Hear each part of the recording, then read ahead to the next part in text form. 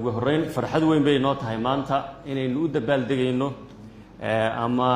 soo bandhigayno daahfurayno qorshaha horumarinta qaranka ee sagaalaad ku dhowaad sanadkii saddexaad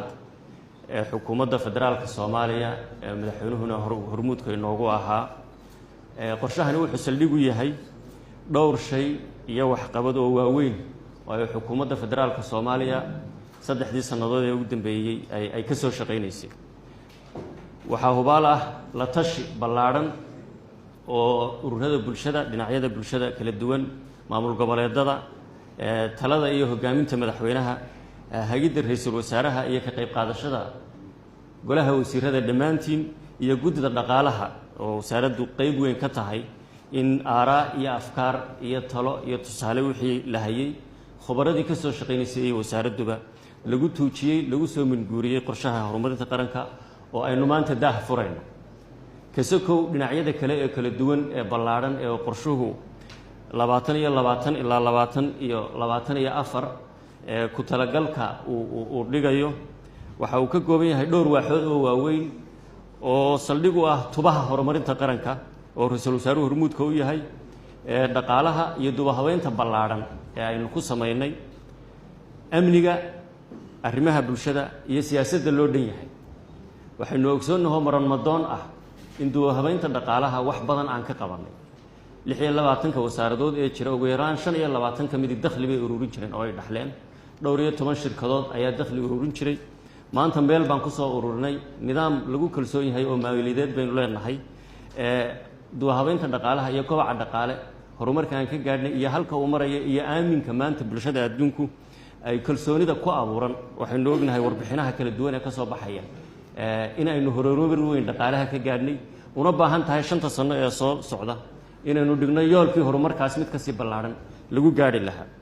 sidoo kale arrimaha bulshada ama caafimaadka waxbarashada deegaanka iyo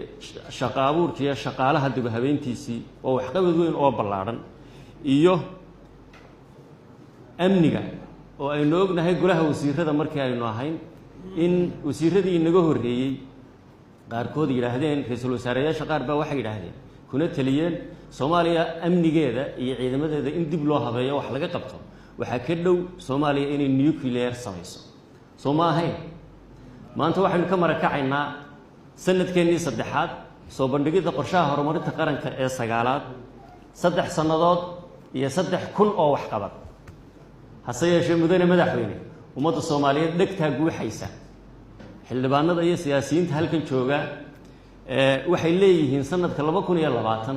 iyo shacweynaha Soomaaliyeed ee kale iyo golaha shacabkuba muxuu la waabariisan doonaa sanadka 2020 waxa la sugayaa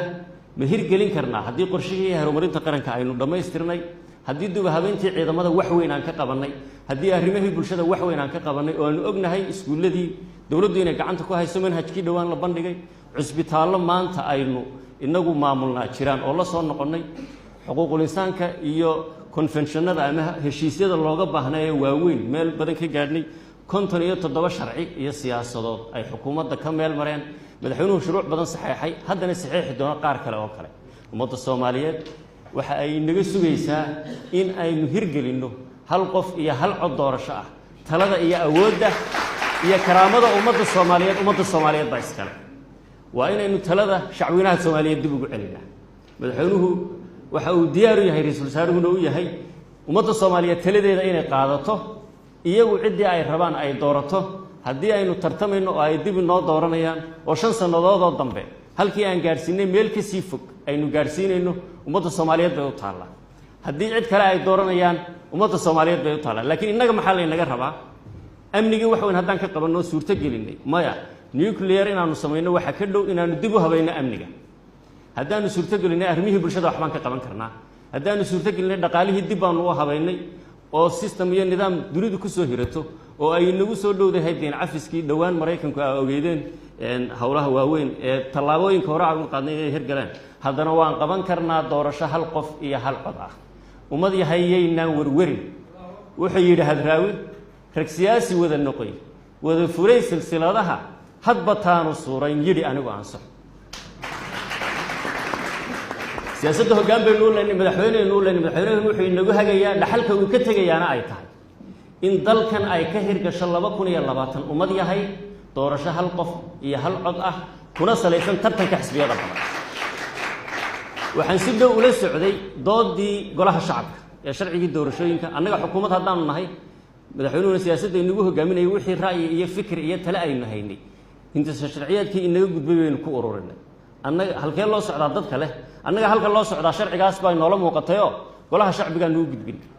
golihii shacbigu waa ka dooday warwarka iska daaya waxay idinku badinaysaa doorasho hal qof iyo hal cod ah oo xisbiyo lagu tartamo waxaan idin xasuusinayaa 60kii hal doorkii Hargeysa wuu hadhay laba qof oo midna beelaha laga tirada badan yahay ah midna dadka deegaan ahaan aan ka soo jeedin Hargeysa ah ayaa ka soo baxay beelaha yaryar waxa ay ugu badinaysaa hal qof iyo hal waa arki doontaan haddii aan dareen ka qabno duopoliga wax badan baan saxayaa maanta nin baan sheekaysano warba halkan maxaa ugu waxaysaan baan ku iri wuxuu yiri niyahow duopoligi baa laga guuray oo ka cabanayseeno monopoly baa loo socdaa war waxa waxba kama jiraan waxa uu suurto gelinayaa in talada Soomaaliyeed ay dadku yeeshaan annaguna haddaan nahay xaq u leenahay inaanu sharaxi karno ka qayb kali karna tartanka talada Soomaalidu ay iska leedahay marka aynu ka shaqeyno in aynu ka wada shaqeyno haddaan suurto gelinay qorshihii qaranka haddaan suurto gelinay amnigii dhammaanteen inagoo isku dhan irtiraare rag waa toli karaa taaka labadeeda 2020 in dadka Soomaaliyeed doorasho u tareeraan soo ballani nooma aha waa mahadsantihiin wassalaamu calaykum waraxmatullaahi wabarakaatuh